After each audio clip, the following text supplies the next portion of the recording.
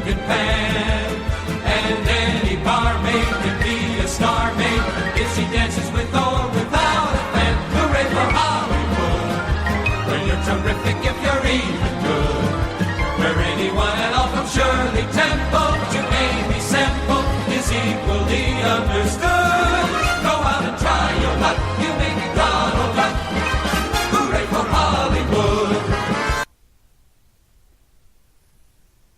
All right, everyone. Hello and welcome to Damn You Hollywood. Up on the chopping block this week, the latest adaptation of A Wrinkle in Time.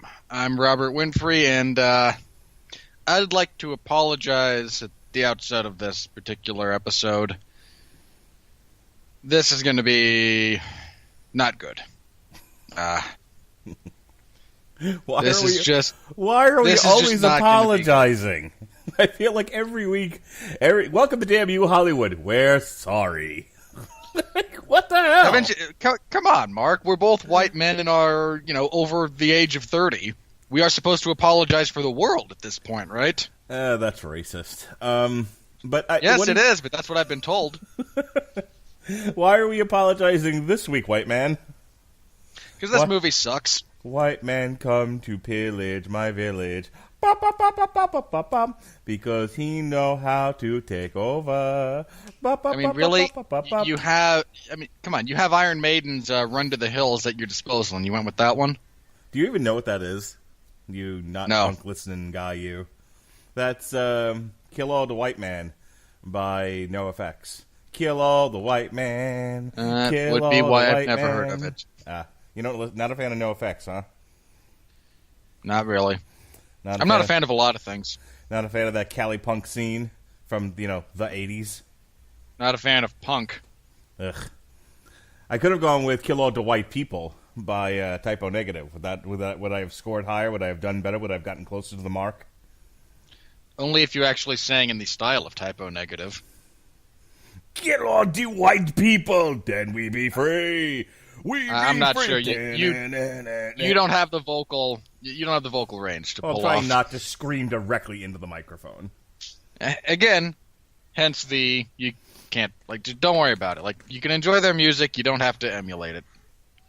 Kill all the white people, then we be free. We be free. Who color black power destroy white boy? All right. Look, hang on. Look, I've put a very hard cap on our BS time of 10 minutes at this point. We only get 10 minutes to screw around before we actually have to start talking about the movie. Okay.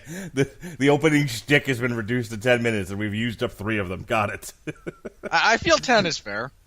20, we lose the audience. At 30 minutes, we lose each other, which has happened. Yes. All right. That has happened in the past. For those of you who are not deeply familiar with this show, that has happened. All right. Mark, what if you think of this movie? I don't know, dude. I'm on Amazon shopping for comics. Yeah, I believe that exact conversation has taken place. I got a source material coming up, and I care more about being prepared for that than this show. Shut up. All right, host man, host away. Again, tonight we are reviewing A Wrinkle in Time. This is the second adaptation of the relatively well-known 1962 novel that middle schoolers everywhere are invariably forced to read. I never read it. Really? Yeah, I've never read that or Fahrenheit 51. I did read Johnny Tremain, though. I read Johnny Tremain, I read Of Mice and Men, I read Death of a Salesman. I've never read A Wrinkle in Time or Fahrenheit 451, or The Outsiders, for that matter.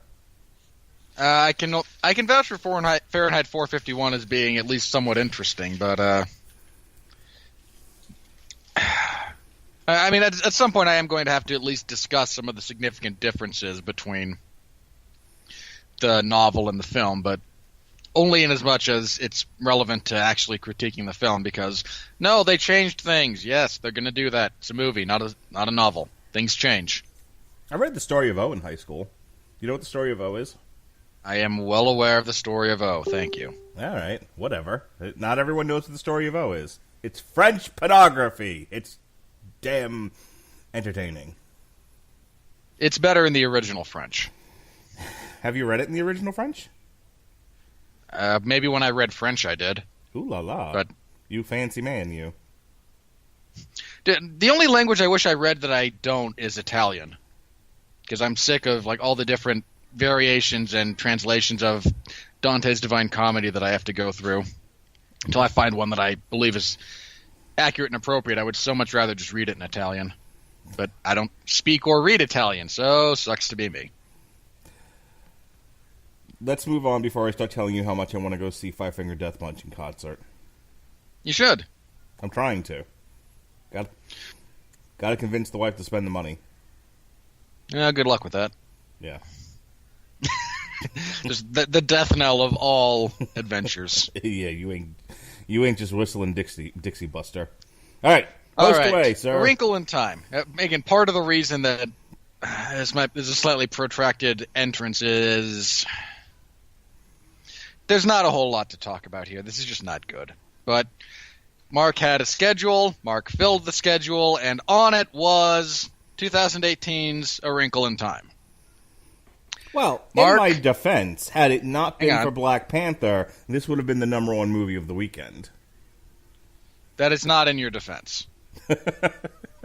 Considering Okay. Black Panther is like 4 weeks old.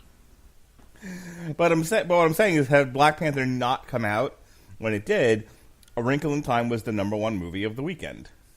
So what? You know, with its like $20 million take. All right, it wasn't $20 million. Thank you very much. Well, 41.9. There you go, Binky. Now, Mark, I know that you put this on the schedule because you have. I mentioned it last week. Like the first time you took your daughter to Disney World, they tranked you and they inserted a microchip into your brain that affects your levels of dopamine, rendering you now incapable of not at least purchasing or seeing all things Disney related. They've just slowly over the past 5 years conditioned you to associate happiness with all things Disney. And my big question to you now is, has that actually affected the way you perceive the world in the sense that this is made by Disney, therefore it's good? Or are you still in the it's made by Disney, therefore I must see it phase of this particular bit of brainwashing? Look, let us consider the facts. This is a well-known novel. That apparently you never read. That I never read. That's okay. I didn't do a lot of what I was supposed to do as a kid. But this is a well-known novel. This was being geared towards children. I have children. This was being made by the number one studio on Earth that generally puts out good pictures.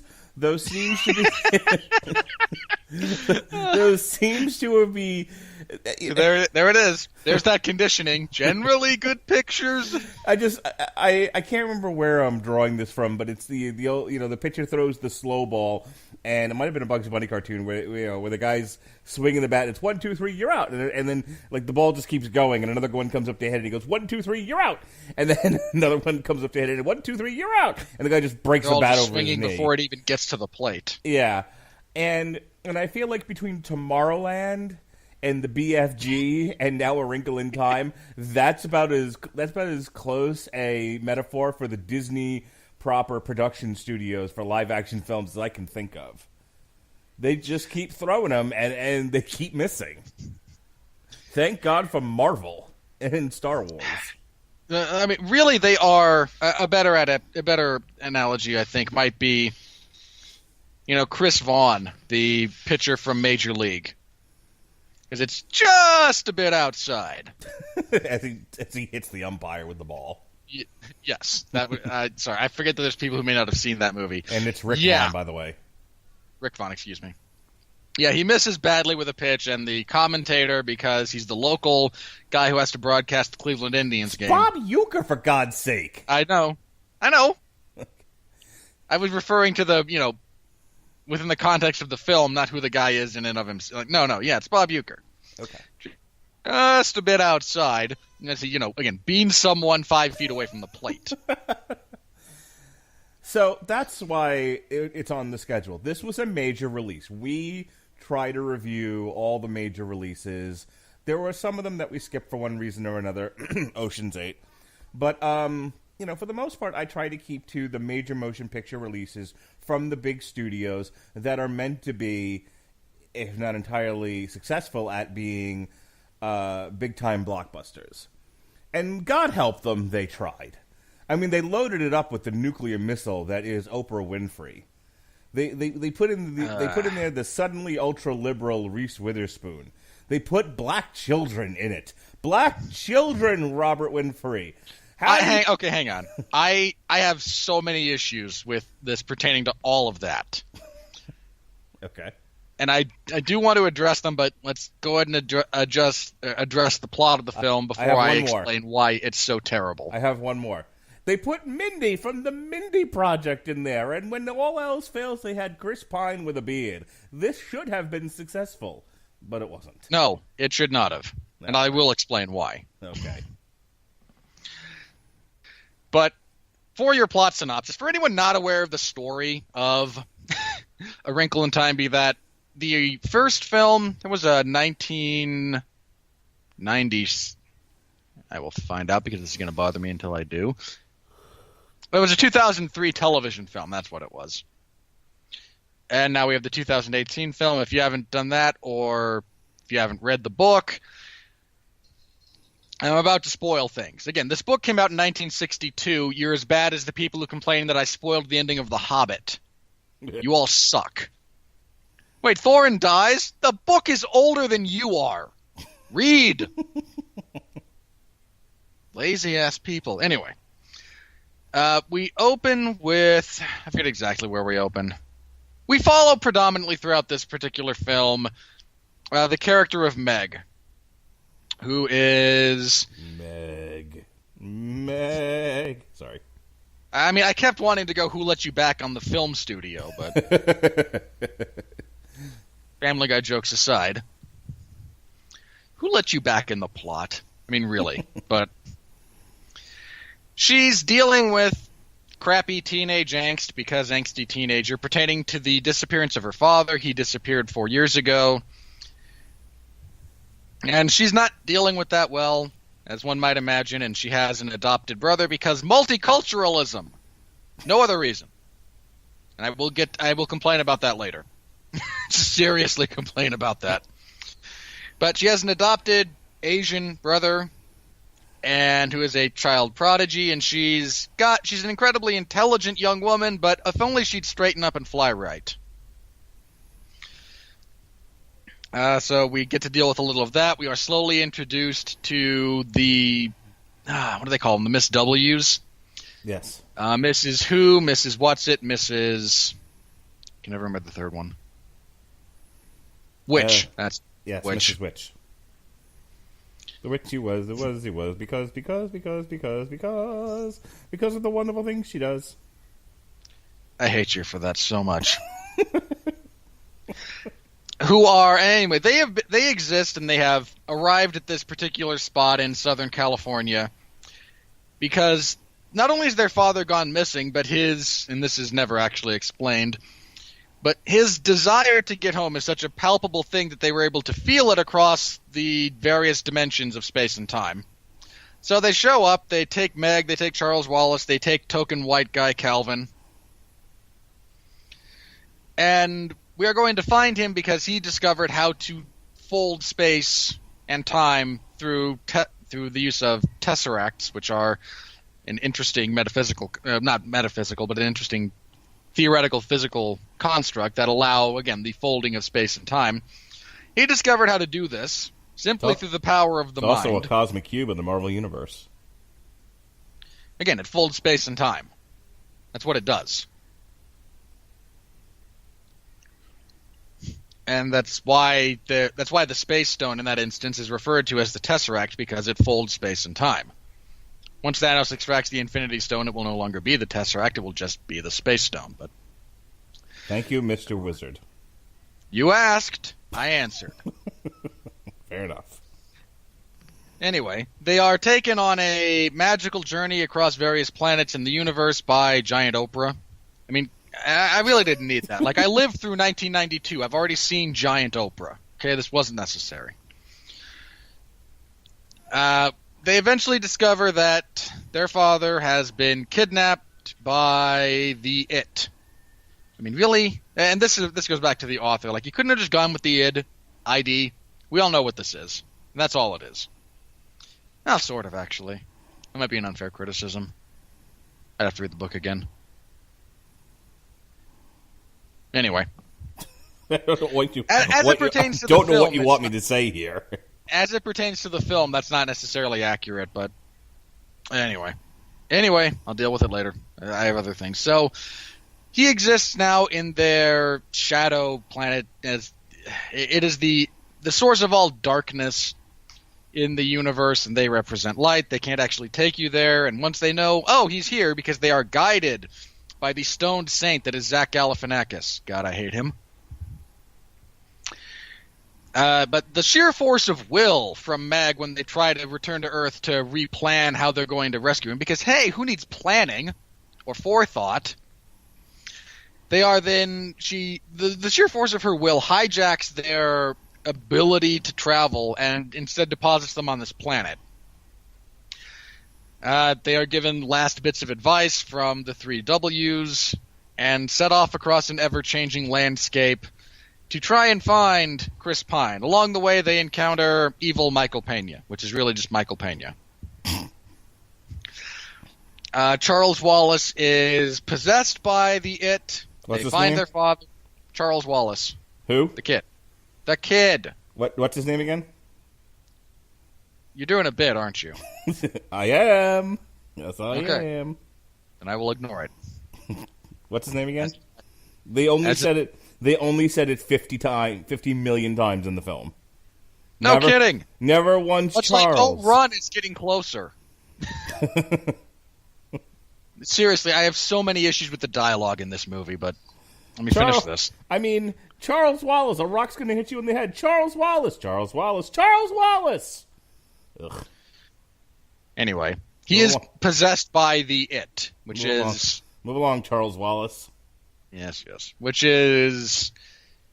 In the book, it's just a giant brain. Here, it's represented more as the synaptic connections as opposed to the looking at it from the outside, but artistic choices, I suppose. Anyway, as Charles Wallace tries to drag them to meet the It, where they will all presumably be brainwashed and consumed, and... Who is it? We don't... the specifics of how bad this is... What's the kid's name again? I'm not doing that. No. The specifics are not actually made clear, but as they're being drugged to their horrible doom, Chris Pine realizes that he can Tesser again because now there's light in his life. There's such a severe lack of actual explanation in this film. It's shocking. He tries to Tesseract himself and Calvin and Meg away so they can come back with proper planning and equipment and actually make a go of this. But hey, screw that, because I'm an angry teenager. She doesn't go. She is instead drugged to the center of the It, which is, again, a giant brain, in this instance represented as synaptic connections. She is able to overcome the It's hold on Charles Wallace and some of her own insecurities because, by expressing love, Charles Wallace is freed, the It is weakened, they are returned home where they can continue taking up the cause of social justice. And that's basically the end of the movie. Did I miss anything major here? Do you feel I've given anything an unfair shake before we actually get into what's so catastrophically wrong with this film?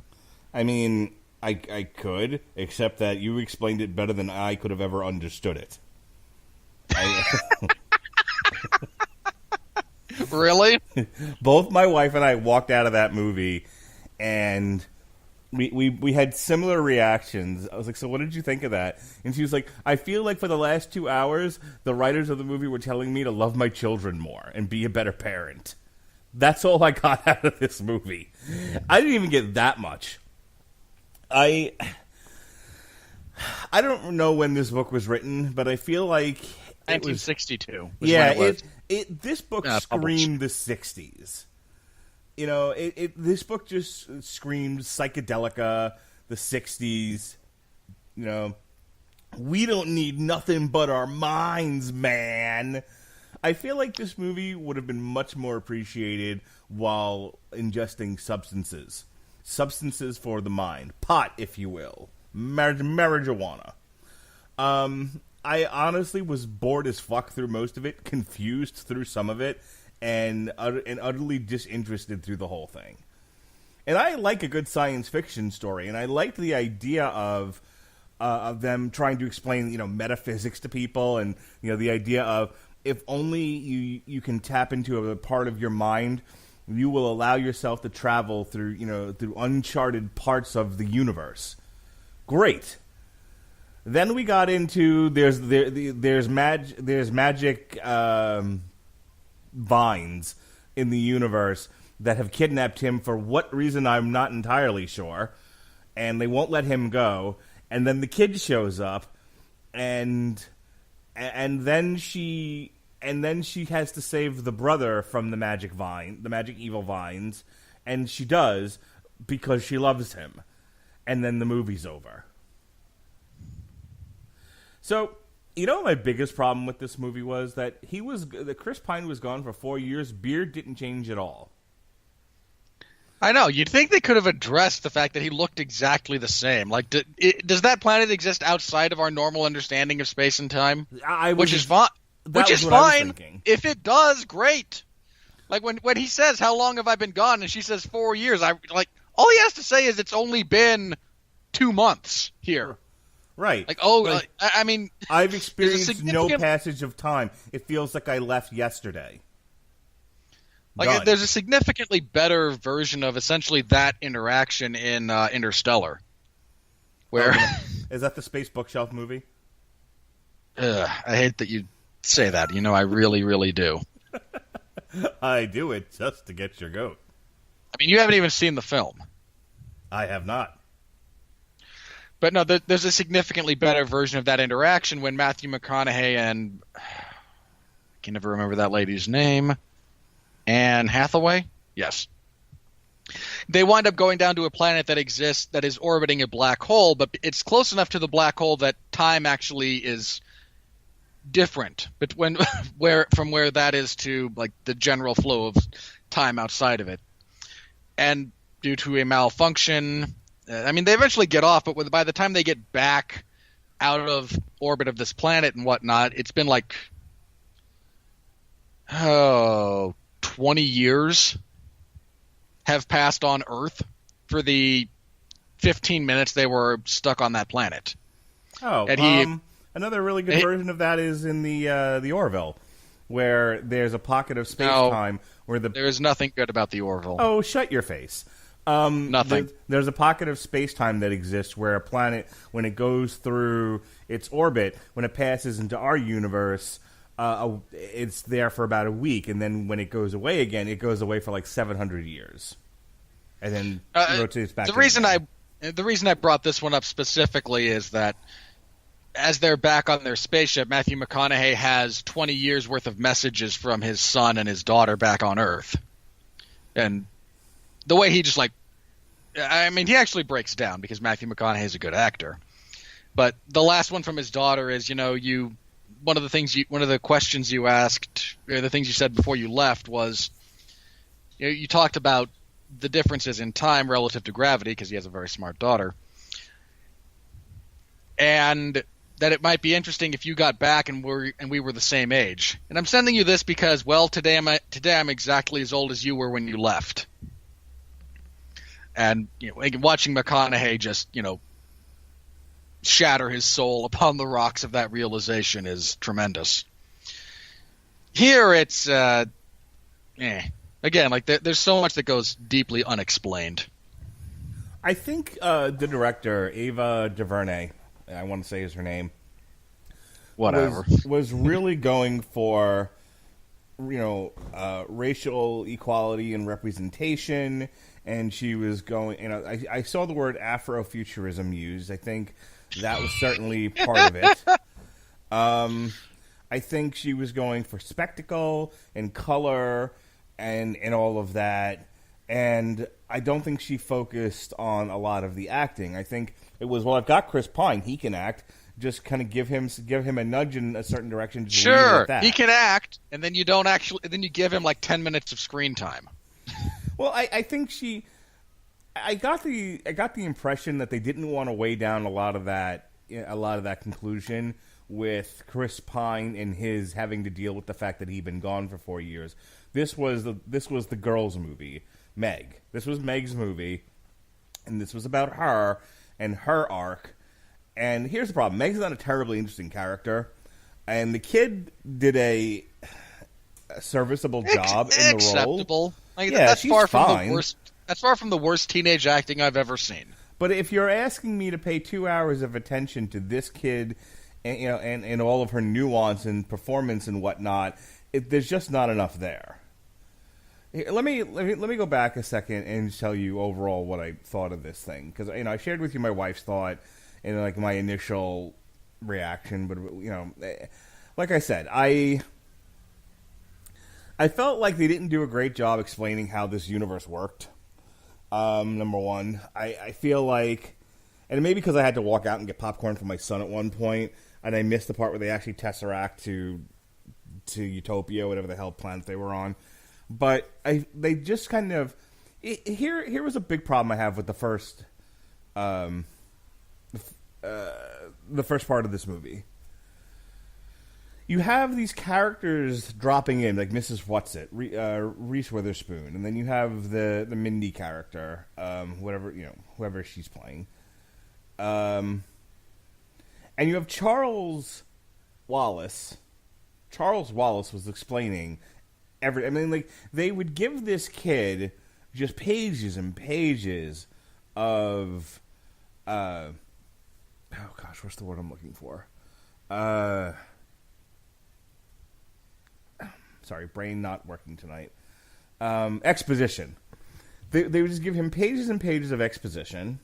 You still there? You still with me? I'm with you. Okay. I deliberately let you flail around there. I knew what you were saying. Okay, terrific. Well, you never know with Skype and these podcasts. We've lost Jesse like that. Poor Jesse had a 5-minute rant that nobody heard because he didn't realize he was offline. They gave this kid pages and pages and pages of exposition delivered at the same pitch that the one kid from Fuller House delivers his lines at. For those of you who have listened to our TV Party Tonights with Pat and I talking about Fuller House, you know what I'm talking about. For those of you who don't, it's just this high-pitched little kid voice just going on and on and on, droning on and on and on about this universe and everything else, but doing it in the most obnoxious way possible. Like, he's not endearing in any way. He's just like, because they made him a child prodigy, they made him a genius, they gave him that air of superiority and impatience that doesn't come across well on screen. It's not a character I particularly enjoyed or was rooting for. And maybe that's done purposefully. The problem with child prodigies like that in fiction that is then translated into, be that stage or screen, anything live action, you then need a child actor who is basically a prodigy to actually pull it off. Otherwise, it comes across badly. Like this, for example. Yeah, this just came across as whining. So anyway, so the whole first part of the movie is you're getting to know Meg, and okay, I guess if your father disappears for 4 years and people think you're a weirdo, that's kind of how life's going to go for you. I wasn't tremendously sympathetic. I was like, yeah, that's life, kiddo. I mean, the reality is 4 years is enough time for you to have actually somewhat normalized his absence. The human brain has a tremendous capacity for adaptation to adverse situations like that. But not only that, but I mean, if this is the author's way of like, oh, look how horrible her life is, look how much she's bullied by these mean girls. Yeah, boy, did they undersell it. That wasn't even like close to anything where I would be like, oh, I'm so, I feel so sorry for you. It's like, wow, that's like an average day at school for most kids. Anyway, and then she decks her with a basketball. I thought it was funny. Anyway. I mean, really, and then the principal, I wanted her to say, like, as the principal, and then you hit her in the face. I mean, the correct response is her inability to catch a basketball is not my problem. Right. I threw it to her. Not my fault she missed. So there's that, and then we get to the world, and we're no sooner that whole intro. Once they get there, and then Reese Witherspoon turning into cabbage, romaine lettuce. Yeah, that went on way too long and went absolutely nowhere. Like they started flying somewhere, and then they went down, and everything just stops, and then the witches are like, "Yeah, we can't go with you. Sorry." He's got, No, after that, they go see the happy medium. Oh, that's right. Yeah, they go see the happy medium, and yeah, they find because Zach Galifianakis needs work. They find out the It has the dad, and they're like, all right, well, you're on your own. Lots of luck. They didn't say you're on your own. They said we have to. They specifically said we need to get your mother involved, and we have to plan this out because we're going to basically break him out of maximum security jail. We can't go in there half-cocked. And again, teenage daughter goes, but I want my dad back, and yanks them all in. They're like, well, now you're screwed, and you're on your own because we literally cannot exist in this place. Yeah, look, just the fact that I'm not explaining it well, I think tells you I don't think it was shown in the movie all that well. I don't think it was very well explained. It's just, and like I said, the characters aren't interesting enough to really keep me enraptured in what's happening. So, and then there's the CGI itself and the scenes and everything. Where it's like, all right, well, this isn't bad for a video game, and that's kind of it. I was really disappointed in this. It kept reminding me of Tomorrowland and the BFG. Actually, I preferred the BFG out of all three of those. I preferred the BFG the most. In terms of it hitting it coming close to all the marks that it's supposed to. But I'll tell you, even Tomorrowland at least had something to say. I don't feel like whatever this was trying to say. I either felt like this is nothing but pointless. This is nothing but endless virtue signaling. Look at how progressive we are. Look at how interesting we are. Look at how inclusive we are. Okay, but what's your story? Right. We're inclusive. Your story sucks. What are you saying about the world and about the nature of man? You should be nice to each other. Fuck you. That's my review. Yeah, I mean, there's so much about this that I really don't like. The bad CGI, for one, just constantly. I mean, that would have been mediocre CGI for a big AAA release on the latest console. And in a $100 million movie, it's just a tad embarrassing. There's the endless, painstaking degree to which we are inclusive. Look at us. Yeah, it's very pandering. It really is. I mean, it's insulting in a lot of respect. One would have to almost imagine. I mean, first of all, to get anywhere in this story, apparently we must assemble the liberal triad, which consists of Mindy Kaling, Oprah Winfrey, and Reese Witherspoon. I mean, it's nice to know this is how that whole movement decides everything. We assemble these three, and they decide things for us. I mean, I'm not comfortable with Oprah as an elected official at any level, much less Oprah as God. Yeah, well, you'd be in the minority there, sir. I'm really not. The dialogue in places of this movie, significant places, is so bad. It consists of literally nothing but characters screaming about what is actually transpiring on screen. Yeah. I know you want to be inclusive, but there are devices for the visually impaired to see films. They don't actually need the characters helping with that. Yeah, this, it's really weird. I don't know what else Ava DuVernay has done, but this definitely came across like somebody who doesn't understand how film works. Because it's like, we have to explain it to people. You can just show things. That's fine.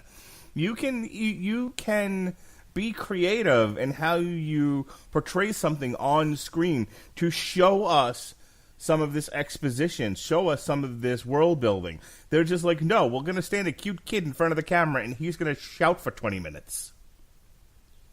Yeah, the only other films she's done in terms that are like fictional, she's done a lot of documentaries and television crap, mostly documentaries. Oh, well, that explains a lot. I know. Yeah, the only other ones that she's done are I Will Follow, which isn't very good. Feature Middle of Nowhere, which I think was also not very good. Like, these are all like pandering art house type films, which... Oh, good. Because this was a pandering art house science fiction movie. Okay, no. The biggest thing she's done prior to this would be Selma in 2014. Oh, well, that was good. It was all right. From what I've been told. It was all right. But yeah, a lot of it is, music videos, documentaries, crap like that. Like, I agree. This is not a woman who handles fictional narrative very well as a director. Just has not demonstrated that particular grasp yet. No.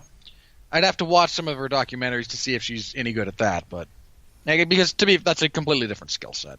Or it should be, but documentaries, are largely going the way of the dodo in favor of here, blackfish. Never mind how stupid and inaccurate it is. Blackfish. Anyway. I just now I go to I can't come up with anything. Now I go to SeaWorld in protest of that movie and anyone who thought it was worth something. I get a special Good for you. I get a special joy. Like my dad's like, "Do you want to go to SeaWorld?" No, not really, but I'm going just to say screw you to the people who don't like SeaWorld. Though the last time I did that, I actually had a guy who like I happened to say something to him, just trying to make friends and be friendly. And he went on a 20-minute rant about blackfish and people who don't understand how SeaWorld works. Wait, was he on your side or on the other side? Oh no, he was like a lifetime member of SeaWorld. He was quite on the side of SeaWorld. Yeah, no, there's all these problems with everything that movie portrayed. Yeah, anyone with half a brain could tell you that. All right, anything else about this shithole of a movie? It's just not good. Like, I can't think of anything really good to say about this film. So we've now got two movies that they've done within a few years of each other that were adaptations of children's novels, neither of which either did well or were good. And then there's Tomorrowland, which was their... And I'm bringing this up for a reason, because it's not that Disney puts out bad movies. Beauty and the Beast was the number one movie of 99.9% of 2017 until The Last Jedi came out. Clearly, their IP does well. Their princess movies, that sort of thing. But their film division does struggle outside of known Disney properties. Like I said, Tomorrowland was a fucking mess, and the whole thing there was, here we want to get people interested in our parks. Take one of our parks and develop a movie around the idea of that part of the park. We'll give you an easy one, Tomorrowland. It's about the future. Go, and they gave us shit on a stick. They gave us George Clooney's chin, which might actually be worse than crap on a stick. And then it was like, okay, well, here's these two novels, one of which was directed by Spielberg, if I remember correctly. The BFG was a Spielberg BFG was movie. Directed by Spielberg. And then you have this one, which has all this star power in it, and all these people getting behind it. And it doesn't have a lot of star power. What it has is a lot of, people... again, it has a lot of pandering and virtue signaling. Okay, how do you say that it doesn't have star power and it's got Oprah Winfrey, Reese Witherspoon... Oprah Winfrey's not a star. You're a crazy person. What was the last movie she was in that did well? She is a fixture of popular culture. That is not the same thing. It's not even close. I had to a funny answer, and I can't remember the name of the movie now. I want to keep saying The Grapes of Wrath, but that's not right. The Color Purple. You know how that's 20 years ago, and I blame that movie for her existence in popular culture. You know how I connect those two? Grapes are purple. She was nothing before that. Did you hear what I said? I did. Grapes are purple. Not all grapes are purple. Not all of them. But that's how that connected in my mind. I was confusing The Grapes of Wrath with The Color Purple because grapes are purple. That's how my mind works. Anywho. Dude, mine goes through if I have trouble remembering something, there's a 90% chance I connect it through at least 2 Simpsons episodes. Yeah, that's just how my brain works. That is you all over, my friend. All right. It's an easy way for me to create. I mean, really, it's an easy way for me to retrace the neural pathways that connect the information in my brain. It's a mental cue to help neurons retrace themselves. It's really not all that complicated. Why does the Disney live-action movie studio suck outside of princess movies? Why? Because they bow to the whims of, again, whatever contemporary virtue signaling happens to be going on, whatever they think people want to hear about and will make them feel good. And they don't hire good people for that stuff. Again, Spielberg notwithstanding, who directed Tomorrowland? I'd have to look. I have no idea. And look, the best star they could get was Clooney. Clooney's not really a draw. I want to actually bring up the. I want to see what the films here they've done. Okay, so that's not a good list. So like Pirates of the Caribbean, those started out well. That was another. Yeah. That was another. But again, see, there's a lot of. I guess what I'm figuring out here is that there's a lot of inconsistency with Walt Disney Pictures. Because on the one hand, Pirates of the Caribbean and Beauty and the Beast. On the other hand, Tomorrowland and A Wrinkle in Time. And it's just, I can't seem to find the commonality. I can't seem to find what's connecting these movies of late, that some are fantastic and others are for crap. So, just to give A Wrinkle in Time, you have Pirates of the Caribbean. Just over the last couple of years, here's what they've put out. A Wrinkle in Time, crap. Pirates of the Caribbean, Dead Men Tell No Tales, meh. Beauty and the Beast, a phenomenon. Queen of Katwe, nobody saw. Pete's Dragon, meh. The BFG, hot failure. Alice Through the Looking Glass was terrible. Yes, it was. The Finest Hours, nobody saw. Nobody saw that. I saw that when I was donating plasma once because that's what they put on. Like, oh, wait, this is a thing. Tomorrowland was hot crap. Cinderella was a phenomenon. Into the Woods, I think, ended up being pretty good. No, it didn't. Okay. It really didn't. Look, it had who was it? Meryl Streep and Johnny Depp. Like, no, that's not going to be good. Alexander and the Terrible, Horrible, No Good, Very Bad Day. I have no idea if anyone saw that or not. I know my wife wanted People to. saw it. It's not. It's a crappy comedy of errors. It's not the worst thing in the world, but that's all it is. It's just here, watch people bumble around. Maleficent. Clown Fiesta. Maleficent did well enough that it's getting a sequel. Muppets Most Wanted more or less revived the Muppets franchise for 20 minutes. Saving Mr. Banks, I think, was an Oscar nominee and was phenomenal. It was an Oscar nominee, yeah. And now has, for some reason, several years down the road, spawned a Mary Poppins sequel because God hates me.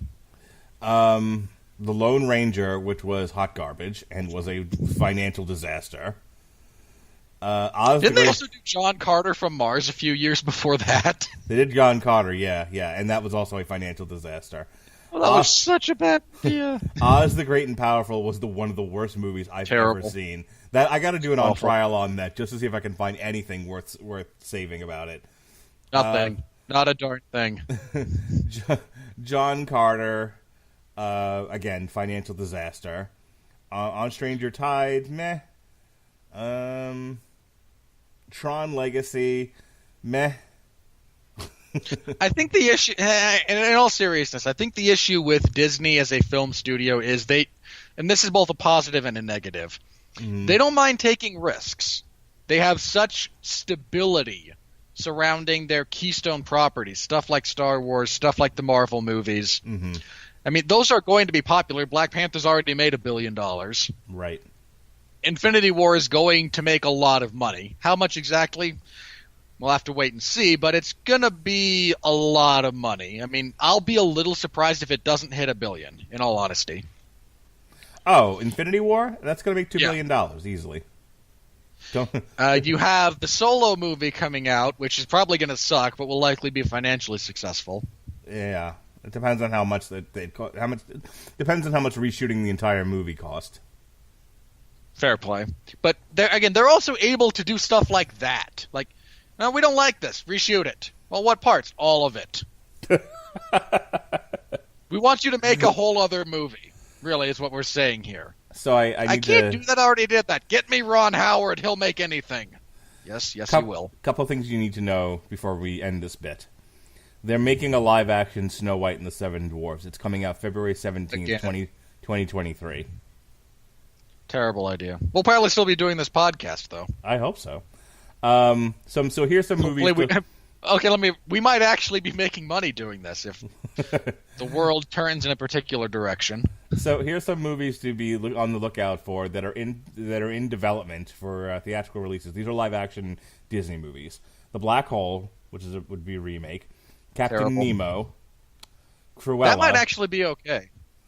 Don Quixote. Wait, that's Disney? Yeah. That kills so much of my interest because I don't think they'll do it right. Have you ever seen The Flamingo Kid with Matt Dillon? I have not. Well, you should watch it and then be ready to see the Rat Pack Dune Entertainment remake of The Flamingo Kid. That's in development. Absolutely none of that is interesting to me on any level. I will probably not even see that movie. Oh, goody. We're doing another Haunted Mansion. Well, it can't be worse than Eddie Murphy. Inspector Gadget, It's a Small World, James and the Giant Peach. Really? Again? No, the last... Hang on. The last James and the Giant Peach was what? The stop motion, like Tim Burton one? Maybe, I don't think it was Tim sure. Burton, but you know what I mean. Yeah. I mean, that came out when I was a kid. That's like 20 years old. Jungle Cruise, which I think has Dwayne Johnson attached to it. It has The Rock. The Little Mermaid, Magic Kingdom, Maleficent 2, The Merlin Saga. Oh, boy. They're doing a live-action Mr. Toad's Wild Ride. Why? Giggity. What inspires this? I'm only going to go see that if I can drive my car into the theater a la Mr. Toad. I will say this. As far as their live-action stuff goes, they do have that Christopher Robin movie coming out later this year. Yep. It's on the list. I am not going to be able to sit through that movie. Like, if you ever want to see a grown man just break down uncontrollably, it's going to be me in the theater watching that. Like, I that's going to be just ugly crying everywhere. You want something to cry about? I'll give you something to cry about. National Treasure 3, Night on Bald Mountain. I don't actually care about that. Like, the first two are harmless, mostly stupid adventure movies. Why I are can they live with doing those. another Oz the Great and Powerful? because What the fuck, dude? Do I have to break out the Vince McMahon picture? Because fuck you, that's why. That's why. Live action Pinocchio, a second Jungle Book, Sky High 2, Something Wicked This Way Comes. Wait, Sky High 2? We're actually we're going to do that after, 20 years. How long ago did that come out? A while. 10 years at least. We're doing a Tower of Terror movie, a Tinkerbell movie. Hang on. Your Something Wicked This Way Comes adaptation the first time around was terrible. How dare you? That is one of the great horror stories.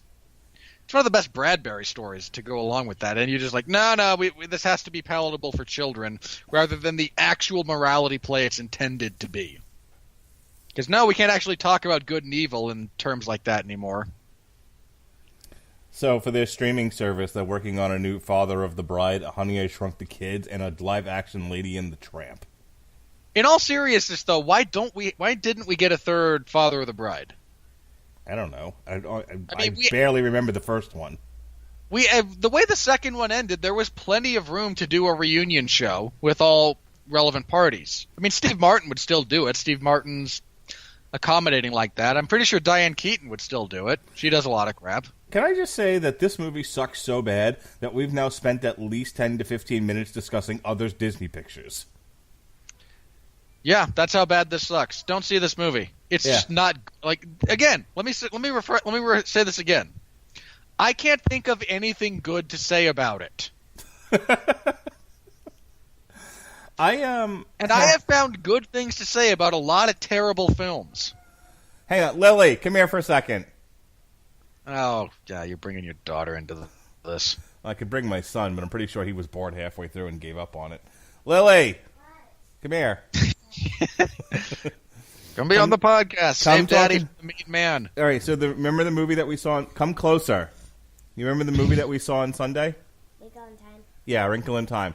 Can you, into this microphone, tell the world what you thought of it? Okay. It was very cool. Okay, what was cool about it? Because I was that way. Okay, thanks, Jonas. Because there was every place they went, except the three The Three Witches? yeah, they change their clothes everywhere they go, but except for the human ones. Okay, so you like the movie because the Three Witches changed their clothes. Yeah. Well. Excellent. No, that's perfect. Okay. Jonas, anything about the movie you want to say? It's dangerous. It's dangerous? I agree. That you heard it from my son, ladies and gentlemen. A Wrinkle in Time is dangerous. Good night. I'm talking about the film. No, I'm talking about the show in the scary part. That was a little bit not cool. Oh, you didn't like it when the It had the guy? Yeah. Yeah, and the little boy was yelling at the girl? Yeah, that was scary. Yeah, it was scary. Okay, bye-bye, Jonas. Good night. Wow, your kids are pansies. I mean, they kind of, I assume they get that from you, Mr. I Hate Horror Movies. Whatever. My kids are angels. Yes. Well, sure, but that has nothing to do with their ability to process material that is even vaguely intense. Look, I'm not going to defend my son. He uses the phrase "I'm scared" way too much, but I'm hoping he grows out of that. He's only going to. While somehow co-opting the tagline from Darkwing Duck. It's dangerous. All right. Yeah, look, your daughter seems like she was easily distracted by bright, shiny things. And there's a lot of bright, shiny things in this movie. My daughter has a very mathematical side to her, but she also has a very artist side to her. So yeah, she's going to be attracted to things that are bright and colorful. And she's fucking 7, dude. Relax. Hang on, let me rephrase. That is not limited to your daughter. Like 7-year-olds all over the world are attracted to brightly colored objects. I'm sure my daughter thought Reese Witherspoon in this movie was the bee's knees because of her costuming, and the costuming is fantastic. That's it. Yeah. There's the one nice thing I can say about this movie: the costuming for the what's-its and the who's-its and the where's-its and the rest of Whoville in this movie was pretty good. You can say that. I will not get into a debate with you over it at this point in time. Yeah, let's not have two straight men arguing over costuming, okay? Instead, let's talk about the money. Here comes the money. Here we go. Money talk. Here comes the money. Money, money, money, Dollar, dollar. All right, on a $100 million budget, A Wrinkle in Time, which came in second place this weekend to Black Panther, has earned $41 million. The weekend broke down the following. Again, Black Panther broke another record. It's the fourth week in the number one spot. A Wrinkle in Time, as I said, debuted at number 2. Strangers, Pray at Night, debuted at number 3. Red Sparrow dropped from 2 to 4. Game Night 4 to 5. Peter Rabbit 5 to 6. Death Wish, as we reviewed here on Damn You Hollywood, 3 to 7. Annihilation, as reviewed by the good people at Red Letter Media, who I thought had a very interesting to say about Annihilation. They're like, the Annihilation has an almost all-female cast. It's science fiction. It's horror. It was well done. No one's talking about it. Which is a crying shame, apparently. I've heard nothing but good things about it. Right. Yeah, apparently it didn't quite hit the pitches it needed to get the liberals all hot and bothered. The Hurricane Heist, which I also saw this weekend because I have a movie pass, debuted. I would have preferred reviewing. It was so silly. Debuted at number 9. Fine. Well, look, I will take willfully stupid, like stealing money during a hurricane, over actively bad. Jumanji, Welcome to the Jungle, still earning money, ladies and gentlemen. Dropped from 7 to 10. Gringo debuted at number 11. The Shape of Having Sex with Water dropped from 11 to 12. Well, look, just call it Grinding Nemo, okay? Terrific. Grinding Nemo. Where did you steal that from? Because you're not witty enough to have come up with it. I am moderately offended by that, and I stole it from Ben Shapiro. There you go. There you go. The Greatest Showman is still earning money, dropped from 9 to 13. 50 Shades Free, Robert Winfrey and Ronnie Adams date movie, dropped from 8 to 14. You're really gonna he's gonna show up at your house with a brick one of these days if you keep poking him about stuff like that. Thoroughbreds debuted at 15. The Met Opera debuted at 16. 3 Billboards Outside of Ebbing, Missouri dropped from 13 to 17. The Post 14 to 18. Call Me by Your Name 15 to 19. And A Fantastic Woman rose from out of nowhere 35 to 20. So there you go. Look, it's a lot of post-Oscar stuff. There's a lot of stuff that got some notoriety, be it just awards or actually winning things, and got re-released, and more people were interested in seeing them. So the bottom half of the top 20 always looks weird post-award season because stuff that was, in some respects, really, really good just didn't is getting another look. The number 1 movie in America is still Black Panther. The number 1 movie in the world is still Black Panther. In America, it'll probably still be number 1 next week too. Yeah, I don't think Tomb Raider is going to get a huge following. But we've got 50 Shades Free, Peter Rabbit, Insidious, Maze Runner, Game Night, 12 Strong, Den of Thieves, Paddington, and The Commuter. A Wrinkle in Time settled in at number 12 in America. And it's not going up. No, it's not going up at all. Worldwide, the top 10 breaks down this way. Black Panther. Weirdly enough, like the top 5 is just full of foreign films and Black Panther. Detective Chinatown 2, Operation Red Sea, 50 Shades Freed, Monster Hunt 2, and then we get into some of the more familiar ones here in America: Maze Runner, Paddington, Insidious, Peter Rabbit. And rounding out the top 10 is yet another foreign film, The Monkey King 3. And A Wrinkle in Time settled in at number 17 worldwide. And it's not going up. Tomb Raider, however, apparently is already out in some areas and is settled in at number 23 with $14 million worldwide. So good for Tomb Raider. And that's before it gets released in some major markets. Again, here I don't think it's out in China yet. Mm-hmm. So going forward, A Wrinkle in Time is going to be summarily forgotten about next weekend.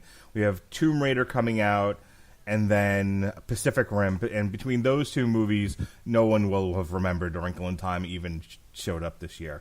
Followed by Ready Player One. So you've got increasingly stronger features. There's 3 or 4. The next 3 or 4 weeks are significantly stronger films. And even if you're, and one of them might even knock Black Panther off the top spot. Who knows? It might be. Pacific Rim did pretty well when it came out. It did well internationally, but everybody here complained about there's not enough robot punching because we've conditioned to like Michael Bay films as opposed to films about actual characters. Well, this one looks like it's amped up the monster punching by robots. But what I was going to say is the other thing also amped up the Charlie Day, which is never a good thing. If they're going to, if you're a parent and you're like, well, this is all well and good, fellas, but I'm not taking my kids to go see Tomb Raider, Pacific Rim, or Ready Player One. Though I don't know why you would skip out on Ready Player One. You know what's coming out? You might wait for if you're a parent, you might actually wait for a couple of reviews from Ready Player One if you're not familiar with the material or how the adaptation has gone to make sure that it's okay for them. But here's what I was going to tell you. If you're a parent and you're trying to figure out where to take your kid, what movie to take your kids to, you're taking your kids to Sherlock Gnomes. Everyone's taking their kids to Sherlock Gnomes. Mark, do not take your children to see Sherlock Gnomes. My kids want to go see Sherlock Gnomes. Mark, you are the parent. Do not let them do that to themselves. You can't let them do that. My wife has offered to take them by herself, but you are the husband. You know best. You should not allow any of them to do this to themselves. You're acting like a real rear end. What? It's a line from the trailer. What am I doing now? You're acting like a rear end, because he was the back end of like a horse or a squirrel or something. Get it? He was acting like a rear end. Right. It was a cheeky way of calling him an asshole. Get it? I loosely understand. I have no context, but I understand the words, so we'll just go with that. So back to A Wrinkle in Time. $100 million budget. I'm guessing this is going to lose money. It's at $40 million now, worldwide. It's got a lot of competition. You got to get to 200. Yeah. I mean, maybe it makes 100. I don't think it makes 200. I doubt it makes 200. I'd be a little bit surprised if it made 120. Yeah, I think this settles in at around 100 and then just dies. Maybe it does better on cable, not cable, but maybe it does better on streaming video in people's homes, because you got to consider there are people probably willing to watch this from the comfort of their home, but they're not running to the theater to go see this. I mean, honestly, if I'm even Netflix, I'm not putting in a heavy bid for this. Like, if Amazon wants to pay a lot, like a couple of $1 million for it, let them. I don't think it's worth that. Well, that's the thing. I mean, Disney's got a streaming service that they're going to be debuting in the near future. They need content without a lot of quality content. Well, they need content for it, and again, not everyone is like us and sees all these movies. There are plenty of people who have yet to see Tomorrowland, who haven't seen the BFG, haven't seen A Wrinkle in Time. I call them fortunate. But all of these movies, I mean, just think about the movies that I just read back to you. That was just since 2010. So you figure if they have the rights to all of those movies that they can shove onto the streaming service, they'll be okay. But that's where I think A Wrinkle in Time lives. It lives on the Disney streaming service that has yet to have come to. It dies on the streaming service. It just sits there as a little thumbnail that no one ever clicks on. Okay. I suspect over time, it garners just enough interest, as the years go on. That's not just people watch weird stuff. Seriously, if you want, I feel like that you're better off watching the made for the TV movie from like 9 years ago. Is probably a better option than this. Does Disney own that? Yes, they made it. It was made for the Disney Channel. Oh, yeah, they've owned the rights to that movie, to the book, for a really long time. Like, yeah, every adaptation of this has been done by Disney. I'm wondering if part of their ownership is that they have to do something with it every X amount of years. I don't know. It might be that. It might. I genuinely don't know the details of their deal there. I know they retained. I know they bought an extension to their rights in 10. Mm-hmm. Which might have been pursuant to them actually putting out the movie, the made-for-TV thing in 2009, so I don't know. I have a question. Are you ready for this question? Probably not.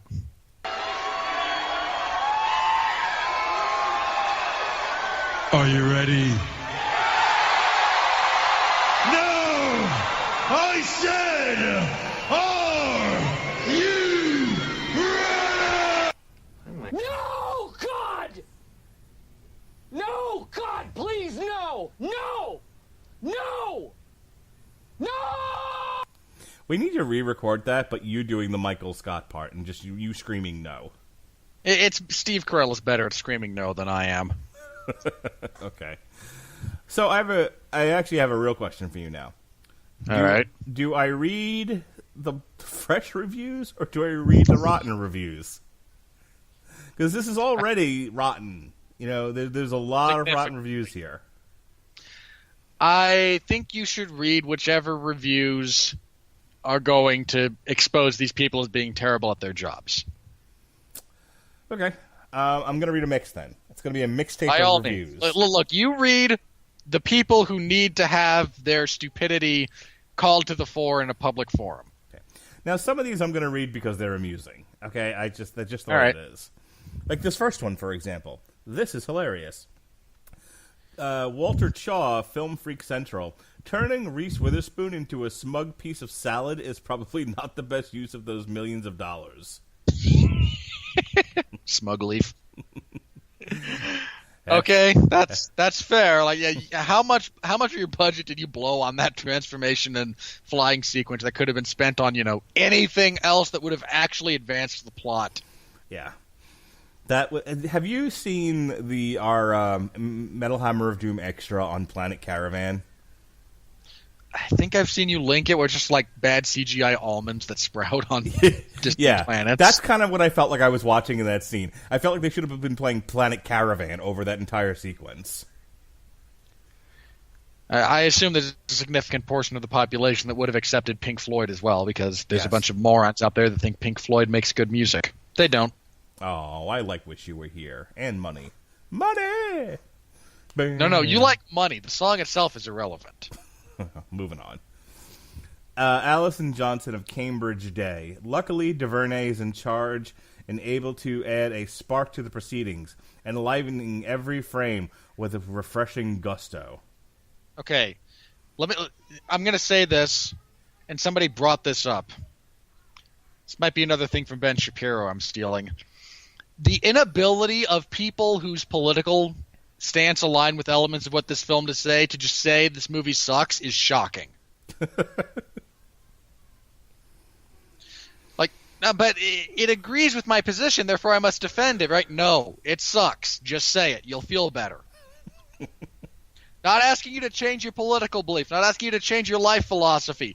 This movie sucks. Just say it. No, she doesn't add a spark.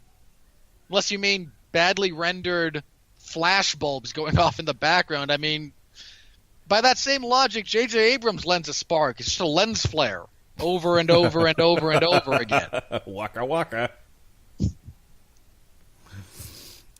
Susan Granger of SSG Syndicate. Oh, we hate this one. We hate this is you. Family friendly yet frustrating. It's a psychedelic self-empowering trip. Yeah, that's pretty much dead on. The fact that you actually say that as though it's a positive is what bothers me. No, that was a rotten review. Still, you get the sense that, no, the psychedelic self-empowerment is good. No, it's not. As a baseline, point of view, no, it's not. I feel like if you actually read that article, it would come down to, I like so much about what this is trying to say, but wish it was said better. When really what it's trying to say is stupid to begin with. Alexandra McAaron, Women's Voice for Change. Top critic. I wonder where this one's going. Hey, guess what? It's a fresh review. The best way to enjoy A Wrinkle in Time is to get past the Hollywood royalty. I was stoned. And superpowered special effects. Focus instead on Meg and her story, and look forward to more adventures for girls in Hollywood's future. Okay. That seemed like a PR piece, not a review. Again, I really have to say it. Oh, this lines up with elements of how I like to view the world. I can't say it sucks. Say it with me. This movie sucks.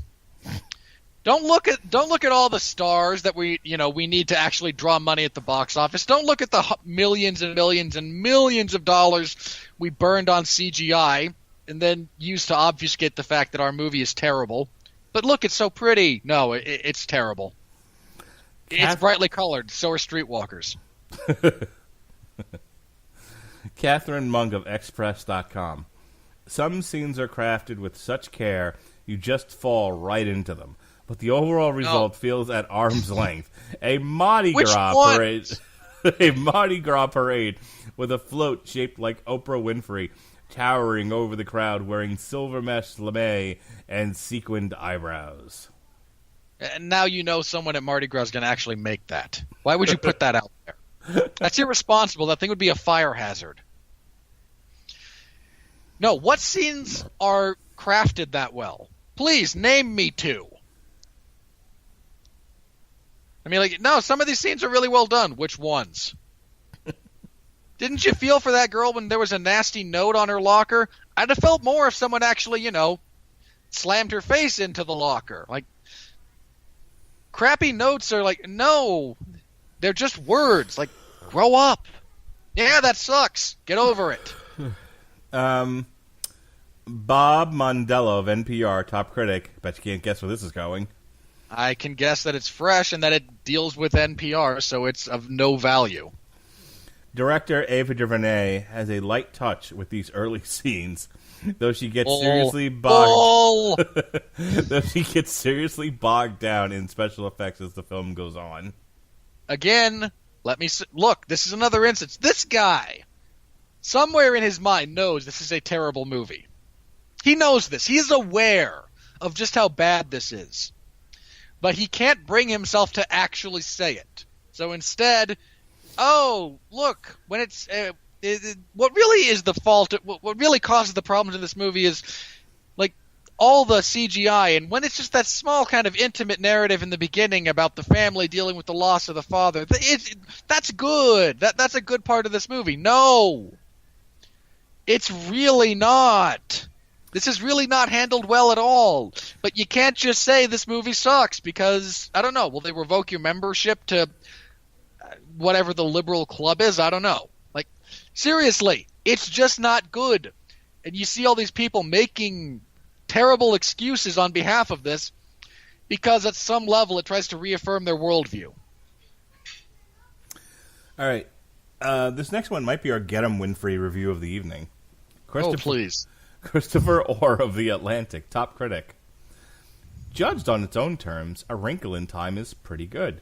Perhaps even for the love of... Perhaps even a quite good movie. But it is a children's movie. See it with a child. Or as DuVernay recommends, with a child's wonder. Otherwise, probably don't bother seeing it at all. Okay. How many qualifiers do you just have to put on this to try and arrive at it's a good movie?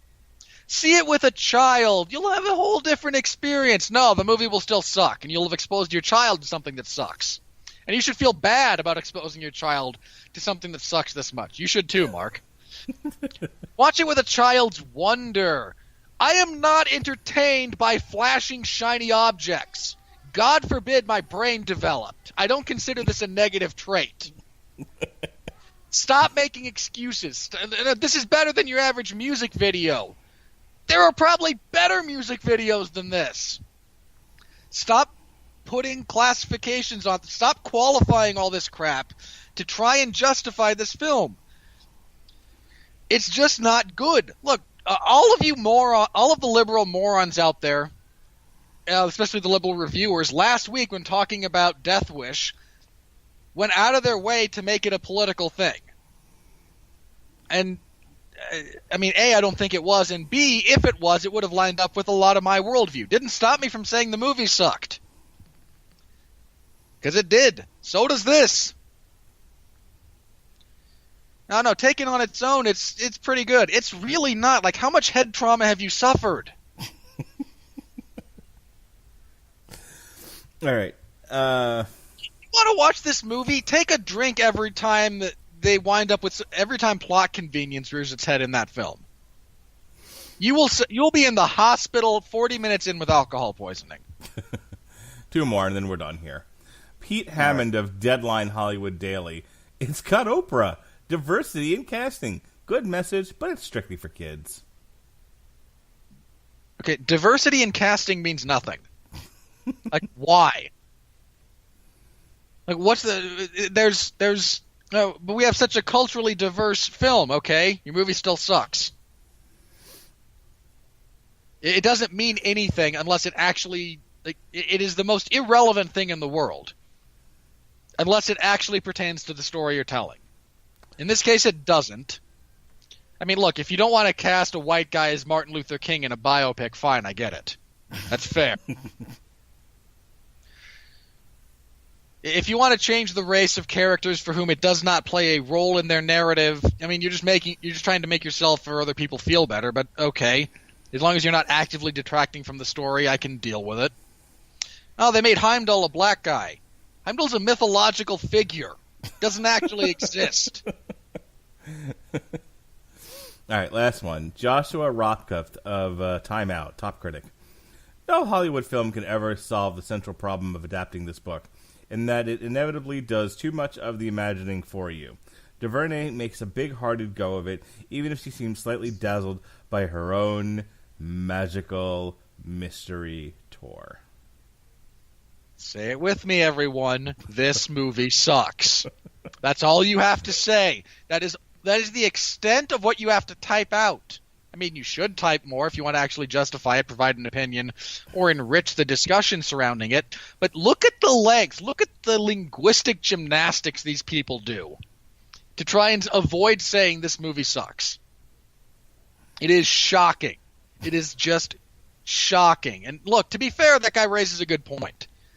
Like, anytime something that leans so heavily on what is not on the page, on letting your imagination do the work for you, anytime you try to take that away, there's a lot that's going to be lost. That's very true, and that's very fair. That just makes it hard to do. It doesn't make it A, impossible, or B, excuse the fact that this isn't good. Oh, the source material's hard to adapt. Say it with me, this movie sucks. No, but you see the source material and then, all the visual effects and stop. Say it with me, this movie sucks. It is as plain, as simple, and as easy as that. And why they have such a hard time saying it, I don't know. I can tell you why. Right in the Oprah owns half of them and Disney owns the other? No, it's very simple. You go to the Wikipedia page, right? Under production, there's a picture. It's a picture of Ava DuVernay. And it says, DuVernay became the first black woman to direct a live-action film with a budget of over $100 million. And if this is any indicator, she'll be the first for a long time. Well, I think there's people who, because of that fact, they don't want to say anything bad about the movie lest they be called racist. Look, Mark, you and I are, if anyone actually listens to this, we're probably going to be called multiple times the racist, biggest, sexist homophobes. Have I mentioned how much I think Adrian Palicki is hotty-totsy? What does that have to do with anything? Well, of all those things, if I'm going to be accused of anything, I'm just going to turn right into being sexist and comment about a. How do you get over that mold between her eyes? I don't know. I mean, no woman is perfect. I'm not saying that. Selma Hayek's close, but look, this is just a question from me to you. If you don't have an answer, I don't have an answer as to why it bothers me. That's fair. But okay. Yeah, I think the last couple of things I've seen Adrian Palicki. I mean, now granted, she's much cuter since Aquaman, but she's I thought she was very pretty on The Orville, and I thought she was very pretty as Mockingbird on Agents of S.H.I.E.L.D. Two things I haven't seen. Oh, that's why you don't think that. There you go. There's your problem. What's the last thing I saw her in? Because I've seen her recently. I've seen pictures of her, but... All right, let's bring up Adrian Palicki for no apparent reason whatsoever in a review of You A brought Wrinkle it in up, Time. sure. Let's bring up Adrian Palicki. Sure, we have 5 minutes to kill on this bit. Let's go for it. She was in a pilot of Wonder Woman that never aired? Doesn't surprise me. Apparently it was terrible.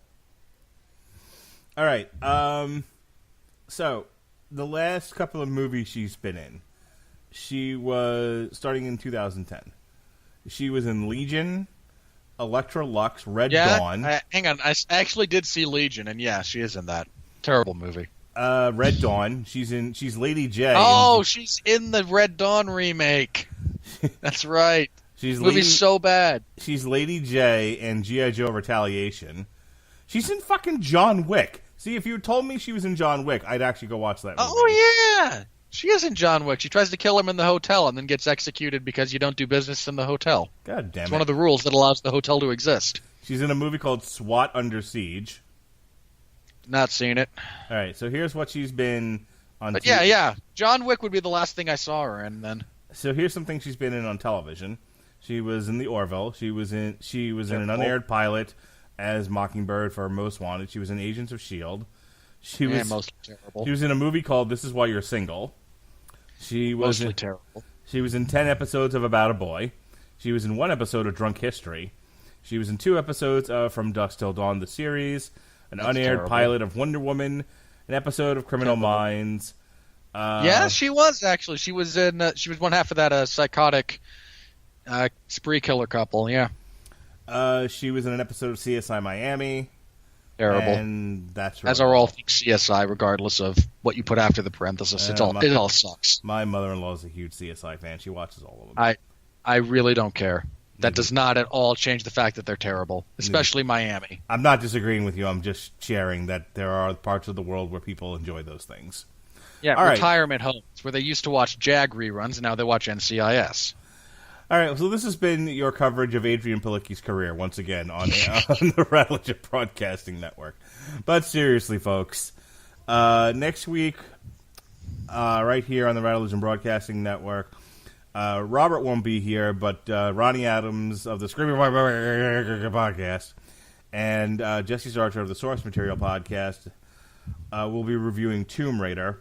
But before that, you need 2 people to equal me. That amuses me. Before that, if you haven't had your fill of Mark and Robert, we'll all be getting together again this Thursday. That's 2 days from now to review the new Jessica Jones Season 2. Then, like I said, it's not good.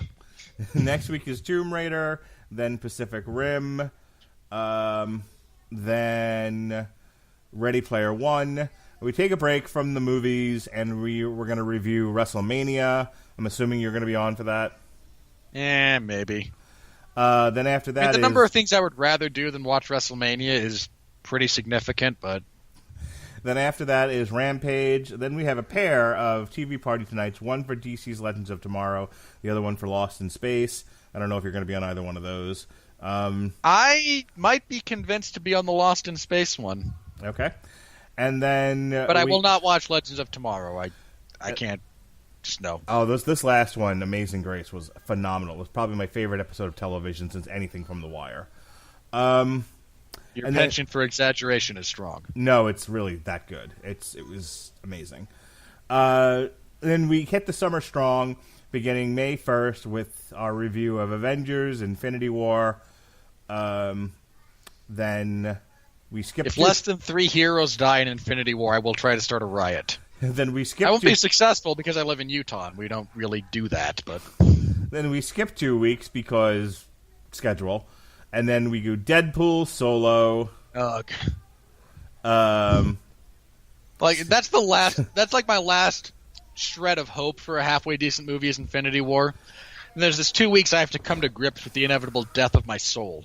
So I have to watch crap like Deadpool. I keep saying we hit the summer hard, but there's like 2 week breaks in between like each group of movies. So like I said, we have a 2 week break. Oh, at the moment, bear in mind the schedule will shift again next week because they fuck hate yourself. I'm not wrong. So we got Avengers, then a 2 week break, and then we have Deadpool and Solo, and then another 2 week break. Where we'll be doing an on trial for Forrest Gump versus, what was the other one? Shawshank Redemption. Both really great movies. Then a TV party. Oh wait, are you guys like revisiting the Oscar debate from that year? Yes. You need a third party to pitch for Pulp Fiction. Andrew Graham said the same thing. We're doing an entire episode dedicated to Pulp Fiction next year when Quentin Tarantino's Once Upon a Time in Hollywood comes out. All right. That was such a great year. It was such a great year for movies. So then we're doing a TV party for Legion, and then we're back in the saddle again with Incredibles 2, Jurassic World. God. So much of my hate. And then there's not a TV party, but not a Damn You Hollywood, but a TV party for Luke Cage on July 3rd. What, is season 2 coming out? Yes. And then we got Ant-Man and the Wasp, Skyscraper, then another break. We'll be doing Voltron Season 5 finally. So technically, we're not so much, you and I are not so much breaking as we're breaking this particular show. And then we've got Mission Impossible, Boo. Christopher Robin. Boo-hoo. Oh. No, yeah, again, I will be a sobbing, blubbering mess watching that in the theater. Then we have an on Just an trial. absolute wreck. I probably won't even be able to talk about it. I'll come back from the film and just be like, Mark, I can't speak. I have lost my voice sobbing at all the memories from my childhood surrounding that cast of characters, and Ewan McGregor just pulling my heart out and stepping on it. I can't do it. And then we wrap up the summer with our annual summer wrap-up show on August 21st. Because September is a fucking dumpster fire, as usual. Especially since everything that we were going to watch has moved out of September. Apparently all the films we were going to review in September ran away from September. Except for Predators, who ran into it. Yeah. Again, the schedule is a fluctuating thing, and Mark tries to carve it in stone, and studio executives laugh. All right, with that said, what do you... as Mel Brooks once said, okay, faggot, what's next? Mel Brooks. You are too pure for this world. This coming Saturday, I have coverage of UFC Fight Night 127. It's not a good card. And you can listen to the latest edition of the 411 Ground and Pound radio show, where Pat Mullen, Jeff Harris, and I express to you how not a good card that is, because it's really not. Sunday, at 8 p.m., we will review that card. Should be another quick one, and that's all we're doing. The Sunday after that is when things get interesting, because we will be previewing UFC 223, which the main event's about as good as MMA gets. It's Tony Ferguson and Khabib Nurmagomedov and there's a lot of needless confusion about this point. Hang on, let's see if they actually make it into the cage this time. Yes. There's still a few weeks to go for one of them to fall off, and I believe it's Tony's turn. They've tried to make this fight like 4 or 5 times, and they've just alternated who falls out. And it makes me sad each time. But again, Tony is the interim lightweight champion, and when they promoted this, they tried to promote it for the UFC lightweight title, but anytime someone asked them if Conor McGregor had been stripped of the lightweight title, Dana's response was as follows. Did I say Conor's been stripped? No. Next question. Dana White's an Not asshole. a joke. Not a joke. Exactly what was said when he said, "No, it's for the the UFC lightweight championship." So you stripped Conor. Did I say Conor had been stripped? No, but next question. So you're not actually going to address the giant elephant in the room. All right. Terrific. So, but anyway, as a fight, like that's the best. That's as good as MMA gets. Like that is such a great fight. The co-main event is, I believe, the rematch between Rose Namajunas and Joanna Jędrzejczyk. So, I don't care. Really? Yeah. Don't care. The future ex-Mrs. Robert Winfree is fighting, and you don't care? And give me a reason to care. I don't have one. Like, Really? I saw their first fight. It ended in the first round. It ended decisively. I don't need to see an immediate rematch. Oh, you sound like a man whose heart is broken. No, look, she lost. She got knocked out in the first round. She looked awful while doing so. The weight cut's starting to get to her. Had she beaten Rose, she'd mentioned she was going to move up to flyweight anyway. You're wasting everyone's time. Move up to flyweight, lose to Valentina Shevchenko, like everyone else in that division. Okay. What? You just sound like a bitter lover. What? That is not at all what I am trying to come across as, but okay. Joanna Champion broke your heart. It's fine. Just admit it. How? I've never met the woman. You love her. You know you do. And you're sad that she lost the title. I do not love her. I, again, have never met or interacted with her at all, under any medium, any platform, any circumstances. You think she's dreamy and want to have 10,000 of her babies. Once again, as a man, I cannot have babies. Even if I tomorrow declared myself a woman, still couldn't have babies. Oh, you can if you try. No, you can't. There's biology in play, and it matters. Magic happens. Magic does not happen. You just have to believe. That is not how that works. Any of it. You can tell I'm starting to get sleepy, can't you? Just a little. The rest of that card, jeez. The rest of that card fell apart. Man. Yeah, you've got... Okay, Ally Quinta and Paul Felder's pretty good. Chiesa and Pettis isn't bad. Why is Zabit Magomed Sharipov on the first fight of the evening? This is... Is that a person, or are you having a stroke? Zabit Magomed Sharipov? Yes, that's a person. He's a fighter. He's really good. I'm not convinced of that. I'm convinced you're having a stroke. Dude, he's from Dagestan. They have weird last names. What do you want me to do? Okay. I'm not going to come up with some more westernized name to call him just to make your life easier. Nope. We're from now on. His name is Jeff Smith. No, it really isn't. But no, he's so who is Jeff Smith fighting? Zabit is fighting Kyle Botniak, but again, he's like curtain jerking the whole thing on Fight Pass. Look, Magomed Sharipov is actually someone I'm really looking forward to over the next 4 years at featherweight, moving up towards title contention, possibly even becoming champion. The guy's very, very good. Okay. He's already had 2 fights in the UFC that he looked really, really good, and then now he's... Yeah, we lost Evan Dunham and Mairbek Taisimov because the Russian government doesn't like Taisimov being Chechen. Seriously, he's having visa problems, and I don't know that it's entirely stemming from that, but wouldn't shock me.